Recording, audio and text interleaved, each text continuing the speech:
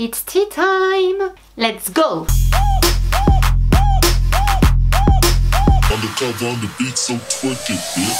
Bonjour tout le monde et bienvenue aujourd'hui pour une nouvelle vidéo gossip, une nouvelle vidéo drago, une nouvelle vidéo où préparez bien votre thé. Je vais pas dire que c'est une série qui a bercé mon adolescence parce que c'est pas le cas, je la regardais pas forcément, mais quand même je suis pas passée à côté, j'ai quand même vu des épisodes. On va parler d'une des actrices de Smallville, plus précisément d'Allison Mack qui a interprété le rôle de Chloé Sullivan, la petite blondinette secrètement amoureuse de Clark Kent, aka Superman, qui mercredi 30 juin dernier, jour de mon anniversaire, a été condamnée à 3 ans d'emprisonnement pour avoir participé à la secte d'esclaves sexuels NXIVM menée par un type gourou du nom de Keith Raniere. Bref, on va le prononcer à la française, Raniere. Allison Mack était jusqu'à présent connue pour son rôle dans la série Smallville. L'actrice fait désormais la une de la rubrique Faits divers. Elle a été arrêtée pour trafic sexuel vendredi aux États-Unis. Elle est soupçonnée d'être numéro 2 d'une secte et d'avoir recruté des femmes forcées à avoir des relations intimes avec le gourou. Alors là, c'est quand même un mythe qui s'effondre. Comment une starlette de série télé a pu en arriver là? Franchement, restez jusqu'à la fin de la vidéo parce que c'est juste une histoire de dingue. Je sais pas comment j'ai pu passer à côté de cette monstrueuse histoire qui date pourtant de 2018. Donc si comme moi, ça vous est complètement passé au-dessus, vous n'avez rien vu du tout, je vais tout vous raconter, mais de manière résumée parce que ce serait un peu trop long sinon. Bref, petit récapitulatif sur la vie, le parcours d'Allison Mack. Allison Mack, c'est une actrice canadienne qui a démarré sa carrière très tôt, à l'âge de 4 ans. Elle tournait des pubs, tout ça. Elle est née en 1982 en Allemagne. C'est la fille d'un chanteur d'opéra. Et pour la petite histoire, elle est née en Allemagne parce que sa mère a accouché d'elle pendant que son père était en tournée, donc elle suivait son père en tournée. Bref, en Californie, elle a fréquenté une école de comédiens où on pouvait retrouver par exemple le très grand, célèbre, que j'adore, Leonardo DiCaprio, s'il vous plaît, Hilary Swank, Jack Gyllenhaal, bref, voilà, toute une flopée de futurs grands comédiens. Et c'est en 2000, à l'âge de 18 ans, qu'elle décroche le rôle pour jouer Chloé Sullivan dans Smallville, alors qu'elle s'apprêtait à partir à Londres. Et elle interprétera le rôle de Chloé Sullivan pendant 10 saisons de 2001 à 2011, avec tout le succès naturellement que lui a apporté cette série. Maintenant on va commencer à rentrer dans l'histoire qui nous intéresse ici, et ça démarre en 2006 quand Christine Kruk, j'ai jamais réussi à prononcer son nom. Bref, Lana, dans Smallville, assiste à un séminaire organisé par Nancy Salzman, la cofondatrice donc de la secte dirigée par Keith Raniere. Elle amène avec elle Allison Mack donc à cette conférence, et à cette conférence, Allison va faire la connaissance de Sarah Bronfman, qui est une héritière de chez Héritière. En gros, c'est l'héritière de l'Empire Seagram, c'est une compagnie de vins et spiritueux, d'alcool. Et cette Sarah va proposer donc à Allison de lui présenter ce fameux Keith. Il y a d'ailleurs une vidéo sur cette rencontre, je vous la mets juste maintenant.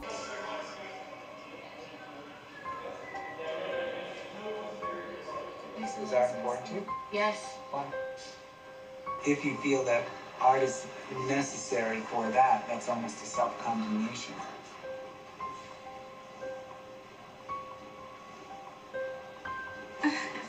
Why is this emotional?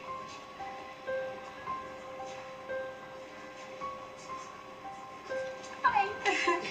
It's okay. She comes in clutch. I know, right? I should be used to this. It's what I do. Thank you. That was Do you hug? really. Do I hug? I hug and I kiss. No, come on. Wow. Good voice. Thank you. Me too. Allison was just so excited for me to meet Keith. It was like, you gotta meet Keith, come to volleyball. Et là déjà vous voyez, bon je vous ai pas tout mis parce que bon ça part dans de l'intellectualisation de comptoir, c'est pour moi parler pour rien dire un petit peu ce qu'il lui raconte, mais déjà on peut noter rien qu'au premier regard, l'influence, le pouvoir qu'exerce tout de suite Kiss sur Allison. Il lui a balancé 2-3 phrases de charabia et elle s'est mise à pleurer. Voilà, elle est tout de suite, on va dire, sous le charme de ce type qui est quand même, il faut le dire, un très grand manipulateur. Et justement, donc, qui est ce fameux Kiss Raniere? Alors déjà, c'est un type qui est loin d'être bête. Il est diplômé en physique, en mathématiques et en biologie. Et il a donc créé cette organisation NXIVM, qui est a priori un endroit où on parle surtout de développement personnel. Il a quand même bâti un sacré empire autour de ça. Il aura même la visite du Dalai Lama en personne lors d'une conférence. Et bon voilà, personnage assez influent qui essaye de recruter pas mal de célébrités pour justement les rallier à sa cause, avoir encore plus de poids. Donc a priori je dis bien, ce n'est pas un gourou tel qu'on peut l'imaginer.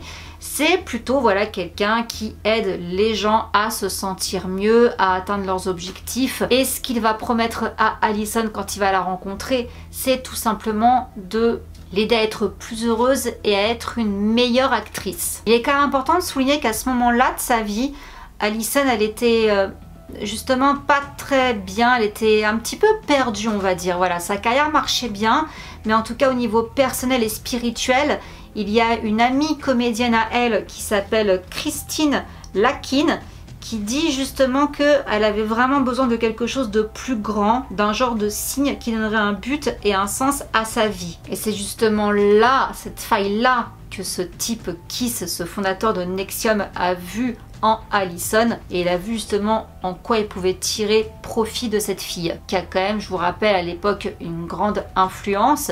C'est une actrice voilà, mondialement connue. Smallville, ça a quand même beaucoup cartonné encore une fois. Donc voilà, on va dire c'est quand même une tête qui fait bon d'avoir dans son catalogue. Petite parenthèse quand même, hein, ce fameux Kiss Raniere qui avait quand même des accusations qui planaient sur lui sur abus de mineurs depuis les années 80. Donc voilà, c'est important à noter pour la suite. Donc en 2006, il recrute Allison dans sa création NXIVM qu'il a créé lui-même en 1998. Donc cette association NXIVM propose des formations de développement personnel et en 2015 il fonde une autre organisation qui s'appellera DOS, Dominus Obscus Sororium, petite parenthèse de latin, qui sert ni plus ni moins qu'à recruter des jeunes filles pour devenir des esclaves sexuels. Et qui, d'après vous, il va mettre à sa tête? Malheureusement, on connaît la réponse, sinon je ne ferai pas cette vidéo. Allison Mack. Donc, ces fameuses filles, ces fameuses esclaves, elles étaient tout simplement obligées d'avoir des rapports sexuels avec ce fameux Kiss, le Grand Master. Mais elles étaient également affamées, maltraitées, manipulées et surtout, le pire de tout, marquées au fer rouge. Oui, elles devaient subir un marquage avec les lettres K-R-A-M, Kiss Raniere pour K et R, et Allison Mack pour A et M. Ce marquage s'effectuait avec un stylo à cautériser. Tout ce petit cinéma va continuer pendant une douzaine d'années où Allison va donc gravir les échelons en devenant le maître des esclaves, ni plus ni moins. À noter quand même, je ne sais pas si je l'ai précisé, mais Allison était quand même elle aussi esclave de Kiss Raniere. Elle a recruté pour lui des jeunes femmes, mais elle était elle aussi esclave de ce type-là. D'ailleurs, petite anecdote, elle a également essayé de recruter dans cette secte Emma Watson et la chanteuse Kelly Clarkson. Bon, ça n'a pas pris, ça n'a pas intéressé. Et même l'actrice Jennifer Aniston, qui a été à quelques séances d'introduction en compagnie de l'acteur Gerard Butler. C'était son partenaire, il me semble, dans Chasseur de primes. Mais ils ont vite coupé court parce qu'ils étaient complètement découragés par les trucs qu'on leur demandait, les exigences demandées. Parce qu'à savoir, comme je vous dis, on les affamait. On peut voir d'ailleurs la différence entre Allison maintenant et Allison avant. On voit qu'elle a perdu beaucoup de poids. C'était un tel lavage de cerveau que ce Kiss leur faisait. Elle devait vraiment manger tant de calories par jour. Et si jamais elle fautait sur quoi que ce soit, elle s'infligeait elle-même des punitions. Elle se carençait elle-même. Elle restreignait elle-même leur nourriture. Il y a même des proches d'ailleurs d'Allison qui disent que tout le temps qu'elle a été en fait dans cette secte et la reconnaissait pas. En fait, elle avait vraiment beaucoup changé. Et c'est au printemps 2018 que là les choses vont sérieusement se gâter. Keith Raniere, vous doutez bien, il était quand même sous les radars de la police, notamment du FBI depuis un long moment, et suite à une longue chasse à l'homme, ils l'ont arrêté dans sa villa de Puerto Vallarta au Mexique, où il résidait là-bas avec d'autres jeunes filles, et ce jour-là il était en plus en compagnie d'Allison Mack. Son tour viendra après. Pour l'instant elle retourne à New York. Elle est arrêtée par la police le vendredi 20 avril 2018 et à ce moment-là elle est même considérée comme la numéro 2 de NXIVM, donc vraiment le bras droit de Kiss. Mais pour rappel, elle est également à la tête de sa propre organisation, donc DOS, destinée donc à recruter des esclaves sexuels pour son gourou Keith Raniere. À ce moment-là, elle est accusée de 7 chefs d'inculpation et je cite, la reconnaissance de culpabilité ne portera que sur 2 des 7 chefs pour lesquels elle avait été inculpée. De ce fait, donc, elle échappera au grand procès de la secte qui aura lieu plus tard dans l'année 2020, mais elle demeure quand même passible de, tenez-vous bien, 40 ans de prison. 20 ans pour le chef d'association de malfaiteurs et 20 autres pour extorsion. Selon les victimes, Allison Mack était d'une cruauté sans pareille. Ça viendrait même d'elle, apparemment, l'idée du marquage au fer rouge. Il la considérait comme quelqu'un qui avait une rage profonde envers les femmes. Ça ne jurait que par Kiss. On peut voir d'ailleurs dans certaines interviews de comment elle le regarde, c'est vraiment les yeux de l'adoration, quand on dirait qu'elle a Dieu en face d'elle. On voit qu'elle est complètement sous son charme. I don't know why that makes me want to cry. It's beautiful. Sorry. Et la première à dénoncer toute cette histoire, c'est ni plus ni moins qu'une amie d'Allison Mack, Sarah Edmondson, qui a fait partie des cobayes de cette secte et qui en mars 2018 avait été invitée avec 4 autres jeunes femmes chez Allison. Pensez à ce moment-là qu'elle intégrait un groupe secret et c'est en fait tout simplement le harem du gourou Kiss. Elle a quand même été marquée au fer rouge et c'est après ça qu'elle s'est enfuie de ce truc et qu'elle a dénoncé tout le monde. Donc au moment de son arrestation en 2018, Allison sort grâce à une caution de 5 millions de dollars. Mais c'en est pas terminé, elle est assignée à résidence en Californie chez ses parents où elle porte un bracelet électronique. Elle est quand même autorisée à travailler, à suivre des cours, à se rendre à l'église. En 2020, elle avait également demandé le divorce de son épouse, l'actrice Nicki Clyne, avec qui elle a donc été mariée pendant 3 ans depuis 2017. Sauf qu'apparemment c'était pas un vrai mariage. En fait, Nicki Clyne, c'est une actrice canadienne qui ne pouvait plus rester aux États-Unis parce qu'elle n'avait plus de visa. Du coup, il fallait qu'elle reste. Donc Kiss avait demandé à Allison de l'épouser pour qu'elle puisse tout simplement rester aux États-Unis. Donc même ce mariage avait été organisé sous les ordres de Keith Raniere. Pendant ce temps, Allison Mack va choisir de collaborer avec la police pour réduire sa peine. Elle sait que son procès ne va pas tarder à arriver.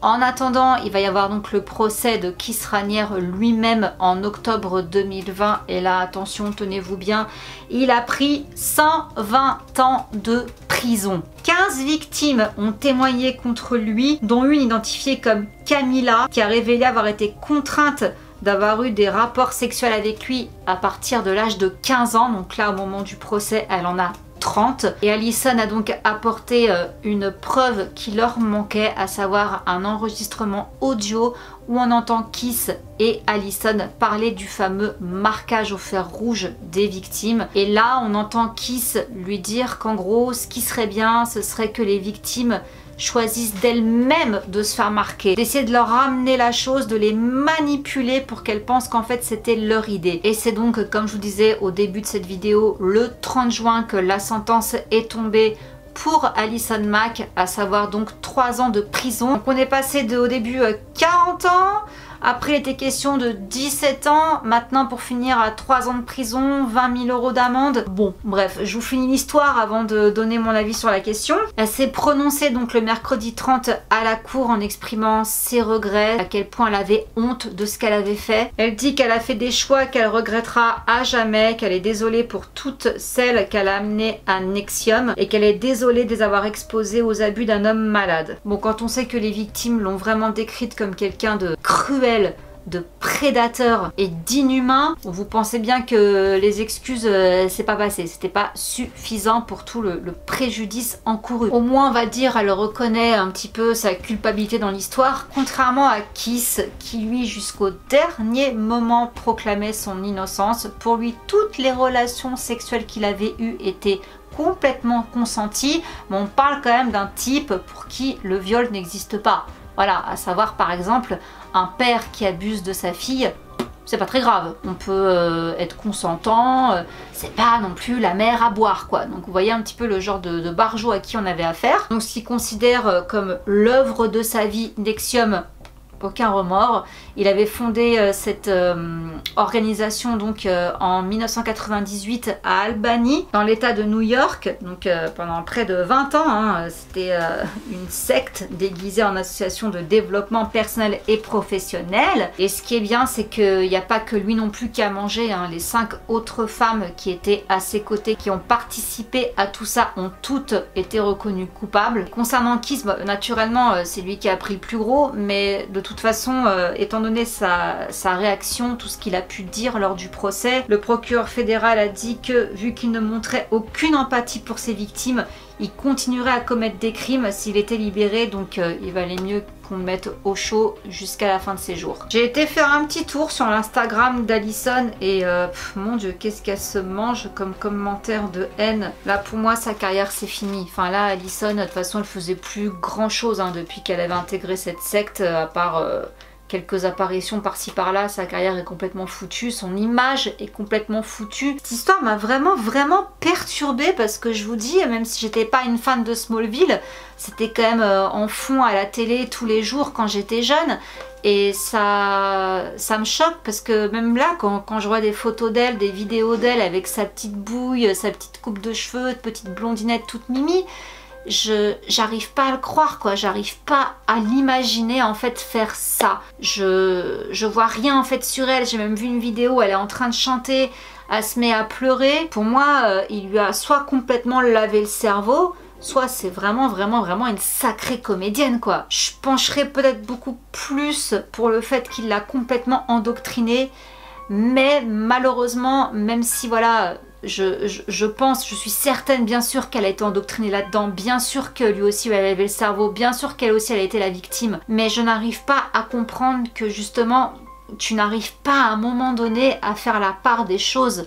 Ok, toi t'es esclave de ce type, ok tu choisis tout ça, mais perso je peux pas pardonner le fait qu'elle ait à son tour endoctriné des jeunes filles là-dedans et qu'elle ait participé aux tortures. Vous voyez, c'est là où je peux pas en fait, je peux pas. C'est pour ça que cette histoire me peine profondément pour les victimes, mais aussi pour l'ancienne moi adolescente qui voyait sa bouille à la télé et qui la trouvait super mimi. Je me dis mon dieu, mais comment on peut tomber si bas, comment on peut devenir aussi cruel. Quelle horreur quoi, mon dieu, mais quelle horreur. Voilà les amis, bah écoutez, c'est une histoire bien triste qui finit pas si mal que ça en tout cas je trouve, hein, parce que avec tout ce qui a été dit sur elle, toutes les victimes qui ont parlé, je trouve quand même qu'avec 3 ans seulement, elle s'en sort archi bien. Elle a eu de la chance, franchement elle a eu de la chance. Mais je pense pas que ça sauvera son âme, je pense pas que ça sauvera sa carrière, sa réputation, c'est foutu. Donc écoutez, si cette vidéo vous a plu, en tout cas je l'espère, n'hésitez pas à mettre un petit like, à me soutenir, à vous abonner également à la chaîne. Et puis je vous reviens très vite avec un autre personnage dont il faut parler en ce moment. Il s'agit de Britney Spears. Je sais, tout le monde en parle, mais je suis obligée de faire une vidéo sur elle parce qu'il se passe tellement, mais tellement de choses également. Oh, mon dieu, en ce moment ça n'arrête pas de tous les côtés. Donc je vous retrouve dimanche prochain pour cette vidéo très spéciale. Je vous fais plein de gros bisous. Mouah. Ciao.